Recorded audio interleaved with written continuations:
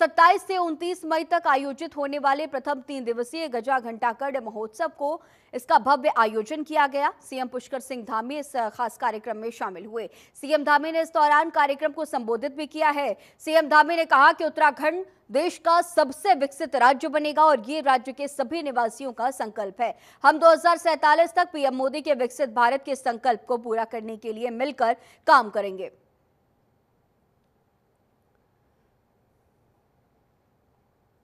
तो टिहरी गढ़वाल पहुंचे सीएम और इस दौरान उन्होंने कहा कि उत्तराखंड देश का सबसे विकसित राज्य बनेगा। गजा घंटाकड़ महोत्सव का आयोजन था और इस खास कार्यक्रम में सीएम पुष्कर सिंह धामी पहुंचे। ये सीधी तस्वीरें। 3 दिवसीय गजा घंटाकड़ महोत्सव का आयोजन टिहरी गढ़वाल में किया गया।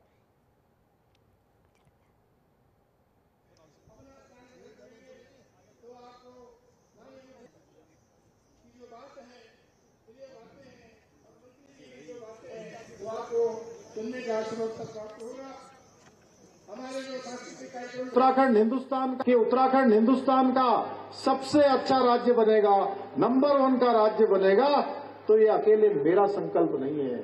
ये उत्तराखंड के हमारे 1 करोड़ 25 लाख लोगों का संकल्प है।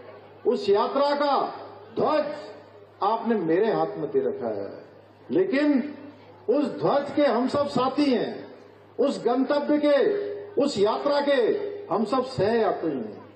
जब हम सब मिलकर एक दिशा में चलेंगे तो कोई ताकत हमको हिंदुस्तान का श्रेष्ठ राज्य बनने से नहीं रोक सकती है। उसी प्रकार हमारे प्रधानमंत्री जी का विकसित भारत का संकल्प पूरा होने से कोई नहीं रोक सकता है। भाइयों बहनों, भारत विकसित भारत बनेगा, भारत दुनिया का नंबर 1 भारत बनेगा, भारत दुनिया का विश्व गुरु भारत बनेगा, भारत दुनिया को नेतृत्व देने वाला भारत बनेगा। भारत आगे चलेगा, पूरी दुनिया उसके पीछे चलेगी। भाइयों बहनों, हमारे प्रधानमंत्री जी ने भारत को दुनिया की तीसरी अर्थ महाव्यवस्था बनाने का संकल्प लिया है। आज हम 11वें नंबर की अर्थव्यवस्था से और कर्ज के बोझ तले दबे उत्तराखंड के परिवार के 7 लोगों ने पंचकुला में जहर खाकर आत्महत्या कर ली। मृतकों में दंपति, 3 बच्चे और परिवार के बुजुर्ग सदस्य भी शामिल हैं। सभी के शव एक कार में मिले हैं। कार देहरादून नंबर की बताई जा रही है। मृतकों में 2 की पहचान प्रवीण मित्तल और उनके पिता देशराज मित्तल के रूप में हुई है। पुलिस ने मामला दर्ज कर अब इसकी जांच पड़ताल भी शुरू कर दी है। घटना से पूरे इलाके में सनसनी है। पुलिस सूत्रों ने बताया कि प्रवीण मित्तल ने कुछ समय पहले देहरादून में टूर एंड ट्रैवल का कारोबार शुरू किया था, जो चल नहीं पाया। उसमें उनको भारी घाटा हुआ और इसी कारण परिवार कर्ज में डूब गया। हालत इतनी खराब हो गई थी कि परिवार का गुजारा भी नहीं हो पाया था। इस घटना के बाद पूरे इलाके में मातम पसरा है और हर कोई इस घटना से सदमे में है। तो हमें सूचना मिली कि 6 व्यक्ति यहाँ लाए गए हैं जिस हॉस्पिटल में, और फिर जब यहाँ पहुँचे तो ये भी पता लगा कि एक की मृत्यु हो गई और एक व्यक्ति जो सेक्टर 6 सिविल अस्पताल में ले गए थे, जिनको उनकी भी मृत्यु हो गई है। तो इस मैटर में जो हमें प्रथम दृष्टया लग रहा है कि ये आत्महत्या का मैटर है ना, सुसाइड का मैटर है प्राइमा फेसी। तो फिर भी सीनियर क्राइम टीम मौके पर पहुँच चुकी है, इन्वेस्टिगेटिंग ऑफिसर्स मौके पर पहुँच चुके हैं, सारे साइंटिफिक एविडेंस कलेक्ट करेंगे और इस मैटर को प्रॉपरली एनालाइज करेंगे। बट प्राइमा फेसी हमें मैटर जो 6 लोगों ने जहर खाया, उसमें कौन कौन लोग हैं? वो पूरे परिवार के लोग हैं। पहचान हो पाई मैम इनकी? हाँ जी, हमें पता है। अभी तो हम आइडेंटिटी डिस्क्लोज नहीं करना चाहेंगे, बट इनका पहचान हो गई है, पास में आईडी से। हाँ जी, तो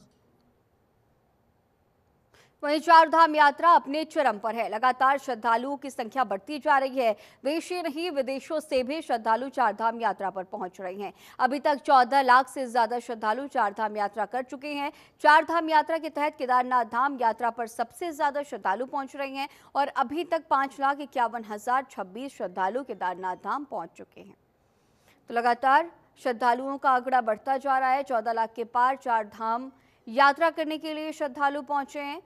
केदारनाथ धाम में 5,51,026 श्रद्धालुओं ने दर्शन किए। वहीं यमुनोत्री धाम में 2,54,747 श्रद्धालुओं ने दर्शन किए हैं। गंगोत्री धाम में 2,41,610 श्रद्धालुओं ने दर्शन किए।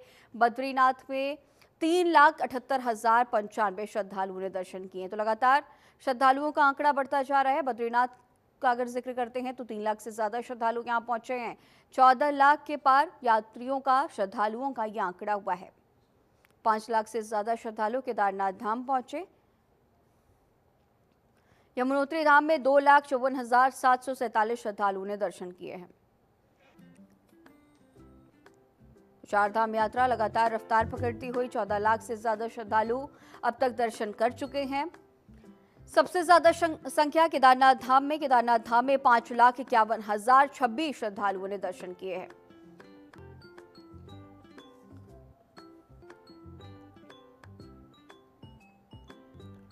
वहीं प्रदेश सरकार शहीद हुए सैनिकों के आश्रितों को अब 50 लाख की आर्थिक सहायता देने जा रही है।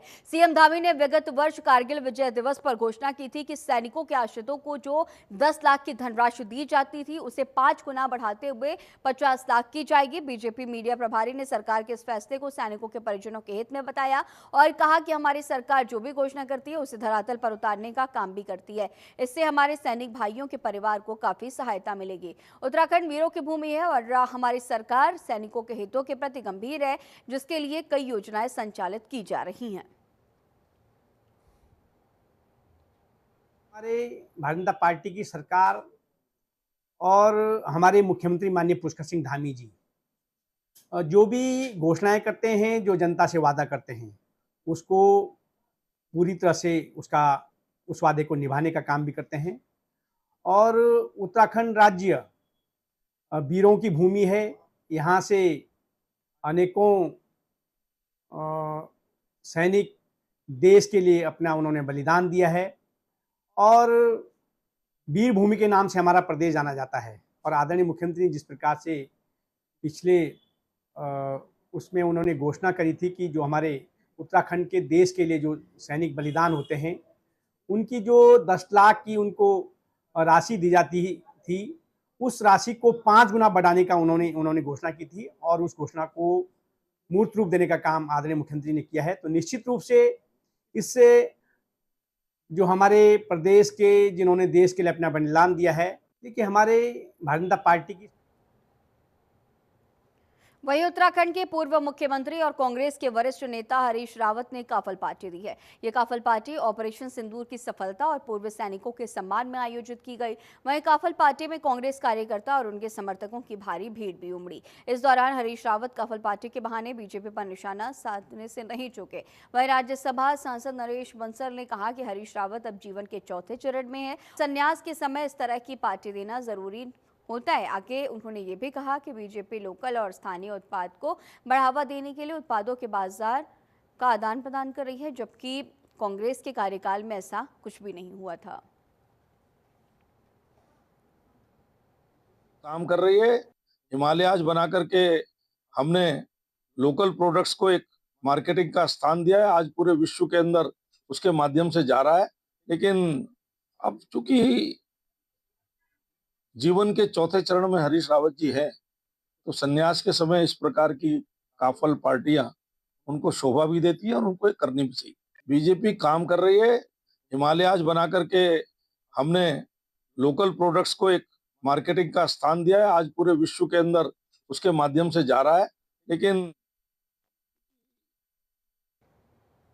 वहीं बीजेपी विधायक आदेश चौहान को बड़ा झटका लगा है। बीजेपी विधायक आदेश चौहान को सीबीआई की कोर्ट ने 1 साल की सजा सुनाई है। मारपीट मामले में हरिद्वार की रानीपुर विधानसभा सीट से बीजेपी विधायक आदेश चौहान को दोषी पाया गया। बीजेपी विधायक आदेश चौहान पर भतीजे के पति के साथ मारपीट करने का आरोप है। पूरे मामले की जांच सीबीआई कर रही थी। बीजेपी विधायक को दोषी करार देते हुए सीबीआई कोर्ट ने अब 1 साल की सजा सुनाई है।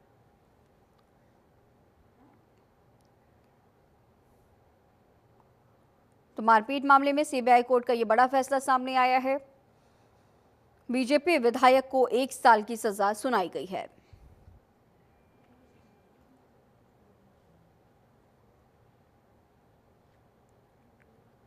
वहीं यमुनोत्री धाम के जानकी चट्टी खरसाली में शटल सेवा उपलब्ध कराए जाने के नाम पर तीर्थयात्रियों से अवैध वसूली की जा रही है। 1 किलोमीटर का दोपहिया वाहन 100 रुपए प्रति सवारी और अन्य टैक्सी और कार वाहन 50 रुपए प्रति सवारी वसूला जा रहा है। भारी भरकम पुलिस और यातायात परिवहन विभाग की नाक के नीचे तीर्थयात्रियों के साथ ये बड़ा खेल हो रहा है। स्थानीय लोगों ने जिलाधिकारी और पुलिस अधीक्षक से कार्रवाई की मांग की है।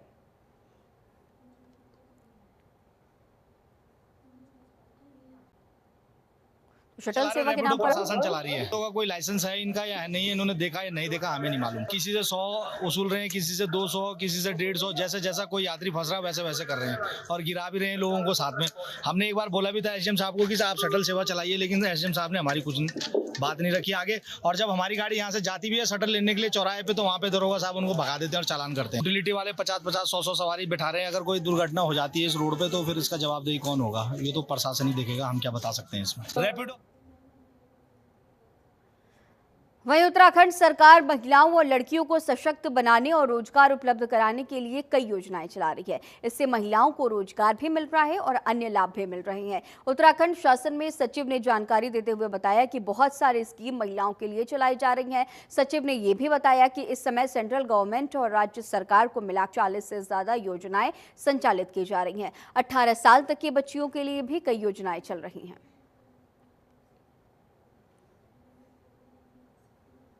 तो महिलाओं और लड़कियों को सशक्त बनाने के लिए योजनाएं चलाई जा रही हैं। इसे लेकर के जानकारी भी साझा की गई है। रोजगार उपलब्ध कराने के लिए योजनाएं चलाई जा रही हैं। बहुत सारी स्कीम चलाई जा रही हैं हमारी सेंट्रल गवर्नमेंट की। इस समय सेंट्रल गवर्नमेंट और राज्य सरकार को मिला के अगर देखें तो 40 से ज्यादा हमारी योजनाएं संचालित हैं, जिसमें हम जो 0 to 18 ईयर्स के बालक बालिकाओं को के लिए योजनाएं चला रहे हैं। इसके अलावा परित्यक्ता, निराश्रित, अनाथ जो महिलाएं हैं उनके लिए हमारी विशेष योजनाएं संचालित की जा रही हैं। अगर किसी पर्टिकुलर योजना में जानकारी करना चाहें तो उसके बारे में बताएं, अदरवाइज हमारी जो सूचनाएं हैं सारी सूचनाएं हमारी वेबसाइट पे अवेलेबल हैं, वहां से जा सकती हैं। Thank you. बहुत सारी। वहीं शहर में शराब की अवैध बिक्री और तस्करी को लेकर स्थानीय लोग भड़क गए हैं। लोगों ने आईडीपीएल चौकी पर शराब की तस्करी और अवैध बिक्री पर रोक लगाने की मांग को लेकर नारेबाजी करते हुए प्रदर्शन किया। पुलिस को इस संबंध में एक ज्ञापन भी सौंपा गया है। जल्द से जल्द शराब की अवैध बिक्री और तस्करी पर रोक नहीं लगने पर आंदोलन की चेतावनी दी गई है। पुलिस ने सकारात्मक कार्रवाई का भरोसा स्थानीय लोगों को दिया है। सीओ ने बताया कि शराब की अवैध बिक्री और तस्करी पर रोक लगाने के लिए कोतवाली और चौकी पुलिस को पहले से ही निर्देशित किया गया है और अधिक कार्रवाई के लिए प्रयास शुरू कर दिए गए हैं। आज इन्होंने ज्ञापन दिया है और इसके संबंध में, नशे के संबंध में, कि यहाँ पर नशे की बहुत ज्यादा वो हो रही है, तो हमने इनको आश्वासन दिया है कि हम शीघ्र ही इसका करेंगे और यदि कोई भी सूचना किसी को प्राप्त होती है तो मेरे संज्ञान में लाएं और मेरे द्वारा उस पर कार्रवाई की जाएगी। आज इन्होंने ज्ञापन दिया है। वहीं राज्य आपदा प्रबंधन प्राधिकरण के उपाध्यक्ष ने जनपद में चला ही मानसून और आपदा से संबंधित तैयारियों की जिला कार्यालय सभागार में समीक्षा की है। समीक्षा से पूर्व उन्होंने पर्यावरण संरक्षण और पेड़ पौधों को महत्व देते हुए संदेश देते हुए जिला कार्यालय परिसर में वृक्षारोपण किया। बैठक में उपाध्यक्ष ने निर्देशित करते हुए कहा कि जनहित में ऐसे कार्य किए जाने चाहिए कि कम से कम संसाधनों से अधिक लाभ प्राप्त हो। उन्होंने आपदा से संबंधित कार्यों को पूरी ईमानदारी निष्ठा से करने के निर्देश दिए हैं। उन्होंने निर्देशित करते हुए ये भी कहा कि विभिन्न क्षेत्रों में जल भराव की संभावित स्थिति का साइंटिफिक समाधान हो। उन्होंने सिंचाई विभाग के अभियंताओं की कार्यप्रणाली पर नाराजगी व्यक्त करते हुए निर्देश दिए कि विभिन्न क्षेत्रों का आकलन होना चाहिए।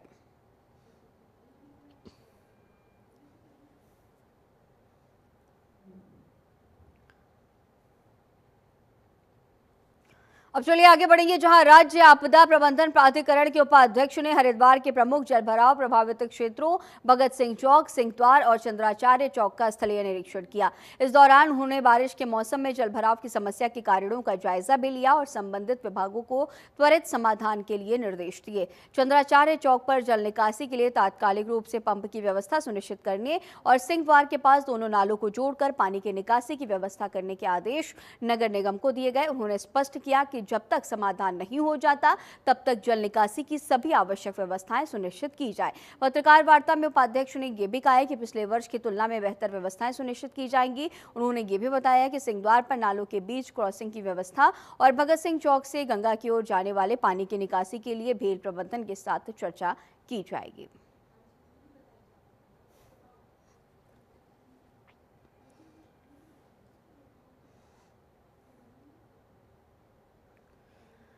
वहीं देहरादून की कालसी में विजिलेंस टीम ने कालसी में तैनात पटवारी को 2000 रुपए की रिश्वत लेते रंगे हाथों पकड़ लिया है। आरोपी पकड़े जाते ही 500-500 के 4 नोट चबाकर निकल गया।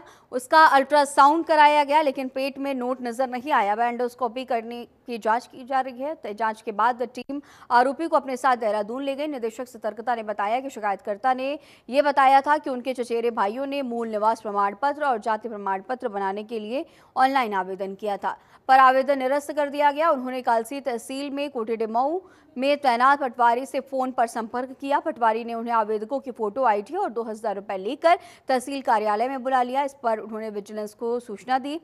विजिलेंस टीम ने पटवारी को तहसील से 2000 रुपए की रिश्वत लेते हुए उसे गिरफ्तार किया है।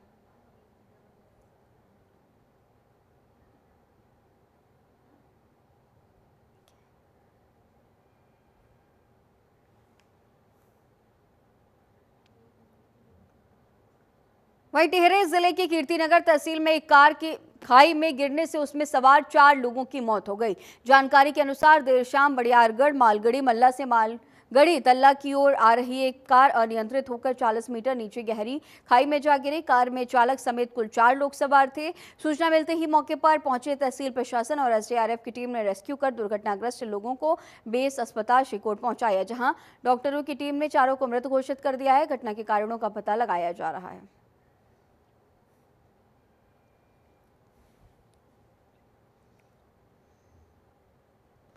वहीं युवक ने भारत के विरोध और पाकिस्तान के समर्थन में वीडियो स्टेटस लगाया और इसके बाद पुलिस ने कार्रवाई करते हुए मुकदमा दर्ज कर चंद घंटों के भीतर आरोपी युवक को गिरफ्तार कर लिया है। पुलिस ने सबक सिखाते हुए आरोपी को जेल भेजने की तैयारी कर ली। आपको यह भी बता दें कि युवक ने पाकिस्तान का समर्थन और भारत के विरोध में संबंधित एक वीडियो अपने इंस्टाग्राम आईडी के स्टेटस पर लगाया था और लोगों के बीच अब रोष व्याप्त हो गया है। आरोपी के खिलाफ धारा 152, 196, 299 BNS के तहत मुकदमा दर्ज कर लिया गया है।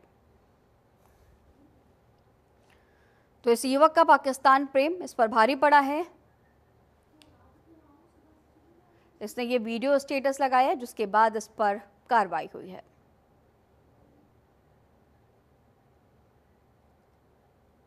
वहीं हरिद्वार के लक्सर स्थित आर्यन हॉस्पिटल में आधी रात हथियारबंद बदमाश घुस गए। नकाबपोश बदमाशों ने डॉक्टर और उनकी पत्नी पर जानलेवा हमला किया। हमले में दोनों गंभीर रूप से घायल हुए हैं। बदमाश हथियार और रस्सी लेकर आए थे। वारदात सीसीटीवी में कैद हो गई है। पुलिस सीसीटीवी फुटेज के आधार पर बदमाशों की पहचान करने में जुट गई है।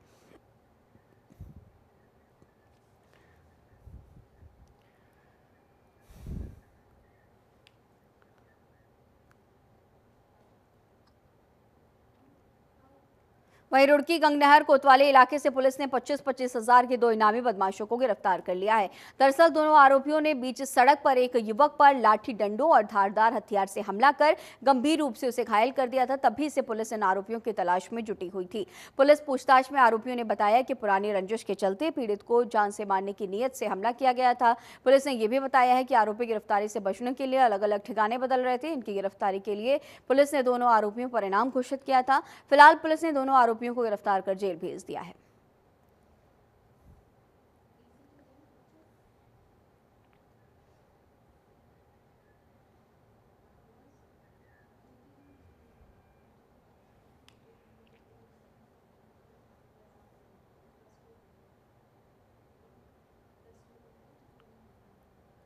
वहीं हरिद्वार के ज्वालापुर कोतवाली क्षेत्र में वाहन लोन धोखाधड़ी के एक पुराने मामले में लंबे समय से वांछित चल रही महिला आरोपी को पुलिस ने देहरादून से गिरफ्तार कर लिया। महिला ने फर्जी दस्तावेजों के आधार पर कोऑपरेटिव बैंक से 10 लाख रुपए का लोन लिया था। ये मामला 27 जून 2023 को सामने आया था, जब Almora urban cooperative bank limited की ज्वालापुर शाखा के प्रबंधक हरिदत्त भट्ट ने 13 लोगों के खिलाफ तहरीर दी थी।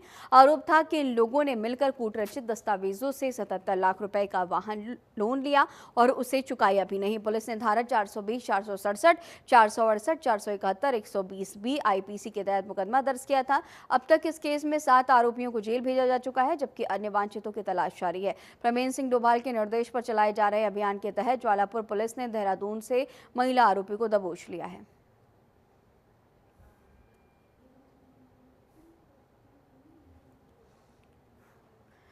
वहीं पौड़ी के विकासखंड कलजी, खालपट्टी, मनियारस्यू के विभिन्न गांवों में पालतू पशुओं पर निरंतर हो रहे हमलों में ग्रामीणों में दहशत का माहौल है। हालांकि वन विभाग का गश्त जारी है। जिलाधिकारी के निर्देशों पर उप प्रभागीय वन अधिकारी, SDO, वन क्षेत्र अधिकारी ने गांव का दौरा किया, जहां उन्होंने पंचायत भवन में ग्रामवासियों के साथ बैठकर पशुपालक से मुलाकात की है और गौशाला का भी निरीक्षण किया। उन्होंने बताया कि विभागीय टीम ने घटनास्थल की गहन जाँच की है। साक्ष्यों के आधार पर यह पुष्टि हुई है कि ये हमला गुलदार द्वारा किया गया।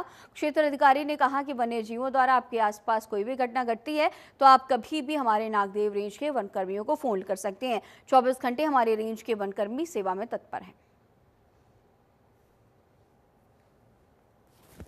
यहाँ पर प्रभागवान अधिकारी गढ़वाल वन प्रभाग के निर्देशानुसार आज धारी गांव में रेंज अफसर पौड़ी और अपने अडवाणी वन अनुभाग के स्टाफ के साथ उपस्थित हुए हैं। धारी गांव में हमें शिकायत प्राप्त हुई थी कि सोहनलाल जी की 12 बकरियों को किसी अज्ञात जानवर ने निवाला बना दिया। तो अज्ञात जानवर की पुष्टि वन विभाग की टीम के द्वारा कर दी गई है। गुलदार द्वारा ही उनकी 12 बकरियों को निवाला बनाया गया। यहाँ तक कि जनवरी में भी उनकी 4 बकरियों को गुलदार के द्वारा निवाला बनाया गया।